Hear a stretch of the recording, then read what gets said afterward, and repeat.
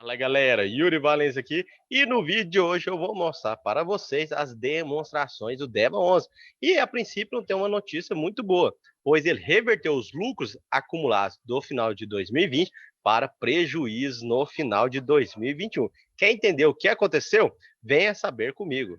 Galera, e esse vídeo é um oferecimento da OTT Contabilidade, na qual possui assessoria em imposto de renda sobre investimentos na Bolsa de Valores aqui no Brasil.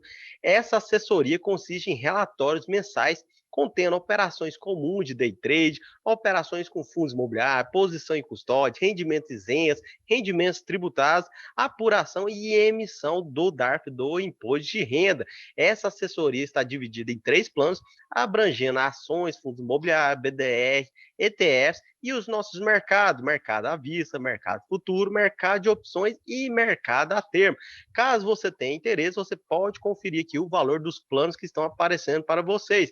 E se você fechar o plano anual, você vai conseguir um grande desconto. Se tiver qualquer tipo de dúvida, entre em contato com esse número que está aqui na tela, pois ele é o número do WhatsApp da OTT Contabilidade. Inclusive tem esse botãozinho aqui também que você já entra em contato diretamente com o WhatsApp. E qualquer coisa tem esse e-mail de suporte também.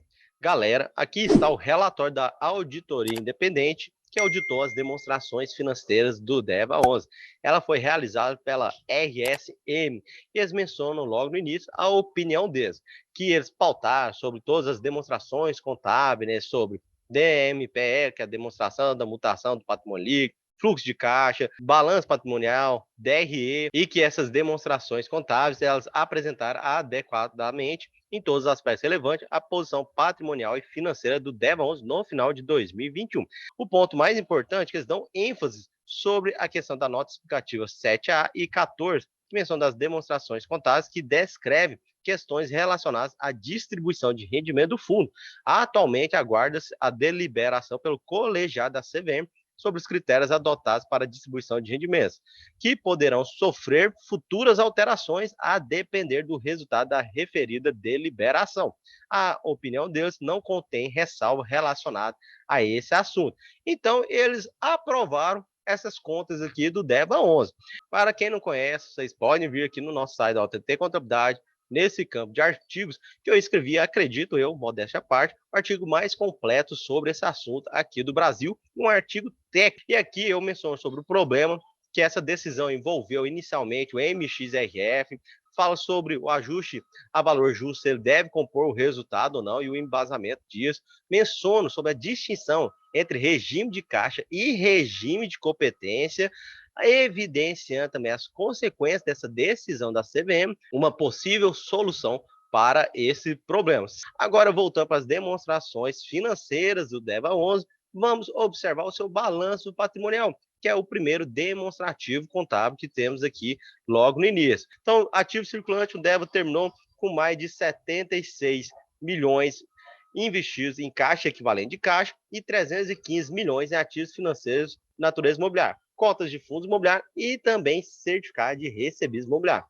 Ativo circulante total, quase 400 milhões, enquanto não circulante, 964 milhões e total de ativo mais de 1,3 bilhão de reais. E o ponto aqui, para quem não conhece ainda sobre contabilidade, é que o ativo circulante vão aquelas contas que você tem aquela previsão de recebimento ou de gerar um fluxo nos próximos 12 meses, enquanto o não circulante é para período superior a isso. Por isso que eles fazem essa divisão dos recebíveis imobiliários da sua carteira. Agora, indo para a direita, quando falamos de passivo, temos aqui no passivo circulante aquelas obrigações de curto prazo. Seria a taxa da administrador, gestão, performance, auditoria, o dinheiro a ser recolhido, os valores a pagar e ordens de compra a pagar. Temos aqui um montante de 12,3 milhões de reais, enquanto o PL do fundo ficou em 1,3 bilhões. Então veja que o patrimônio líquido do fundo imobiliário, ele quase se equipara ao valor do total de seus ativos, porque afinal de contas, os FIIs, eles quase não possuem passivo, exceto aqueles fundos imobiliários que são alavancados, Galg 11, Blumecal, Rect e vários outros fundos imobiliários também. Vejo que em 2020 a reserva de lucro estava em quase 2 milhões de reais. Infelizmente, 2021 terminou com valor negativo de 31 milhões de reais. O que foi que ocorreu, Yuri? Isso começa aqui no DRE, a demonstração do resultado do exercício do fundo. porque, afinal de contas, se olharmos 2021, ele terminou com quase 96 milhões de lucro esse contábil. E fica aqui uma crítica para a administradora, que é a Vortex, responsável pela contabilidade, que o DRE está muito simplório, né? Nós não temos informações aqui, robustas, informações importantes, igual nós observamos no do MXRF, que é esse que eu acabei de colocar na tela para vocês. Já gravamos um vídeo completo falando das suas demonstrações financeiras. Vejam o quão completo é o DRE do MXRF e mostra as contas analíticas em vez de ser conta sintética. O que isso quer dizer, Yuri? Estou mostrando as contas de forma individualizada, colocando o valor correspondente a cada uma delas. Então, por exemplo, olha só, o ajuste a valor justo dos CRIs da sua carteira, ajuste a valor justo dos fundos imobiliários da sua carteira e etc. Enquanto o DEVA 11 nós não temos informação nenhuma. Simplesmente ele fala, resultado das operações compromissadas, tantos milhões. Resultado com código de fundos imobiliários, tantos milhões. Resultado com CRIs, tantos milhões. Beleza, aqui já está compondo o ajuste a valor justo. Então você teve, sei lá, um recebimento X, teve um ajuste a valor justo, marcação a mercado para baixo, houve uma desvalorização Y e você ficou com esse resultado Z, ou teve um ajuste a valor justo positivo, que majoraria o seu resultado. Eu acredito que foi o caso negativo. E eles poderiam ter sido mais transparentes conosco, cotistas, colocando essas informações que, afinal de contas, são as informações que nós temos acesso e que são publicadas, né? E essas informações ficaram muito aquém do que eu, pelo menos, esperava, porque nós não sabemos como que foi o impacto do ajuste a valor justo no resultado do DEVA. Eu adianto que o impacto deve ter sido um pouco ruim. Afinal de contas, o lucro foi de 95 milhões e ele terminou com um prejuízo de 31 milhões. E por que ele terminou com esse prejuízo? Vocês podem observar nessa conta de reserva de lucros, que ele teve um resultado líquido no período, dividendos distribuídos. Então, o saldo dele em 2020 ficou com valor de 1,8 milhão, que é aquele que eu mencionei, que estava lá em lucros acumulados. E o que ocorreu em 2021? Nós vimos que ele teve lucro nas suas operações, de quase 96 milhões de reais. Porém, ele fez uma distribuição de dividendos de 128,8 milhões de reais. Então vejam que esse foi o motivo de terminar com prejuízos acumulados, porque ele distribuiu acima do seu resultado. Diferença de mais de 31 milhões. E essa diferença é aproveitando aqueles lucros que ficaram de saldo remanescente de 2020. E como que o DEVA faz essa distribuição? E por que ele distribuiu isso tudo?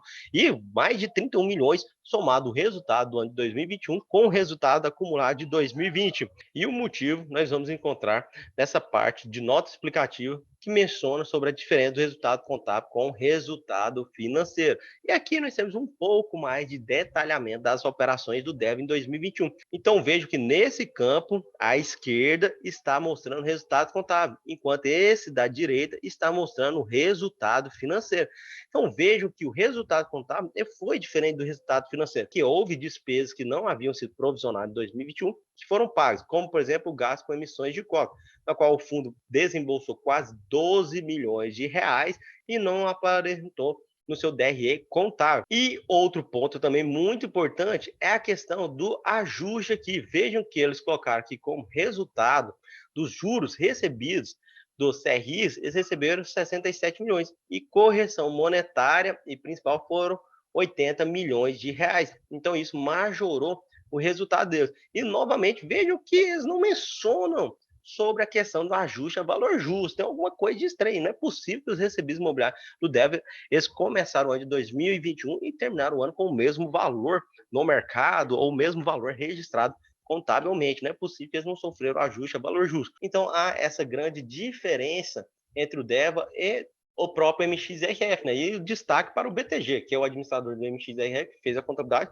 ficou bacana. E a Vortex aqui fez uma contabilidade que não ficou tão boa assim para nós investidores, né? E porque a auditoria consegue embasar a fundamentação, porque ela não tem acesso a esses documentos superficiais que nós estamos fazendo.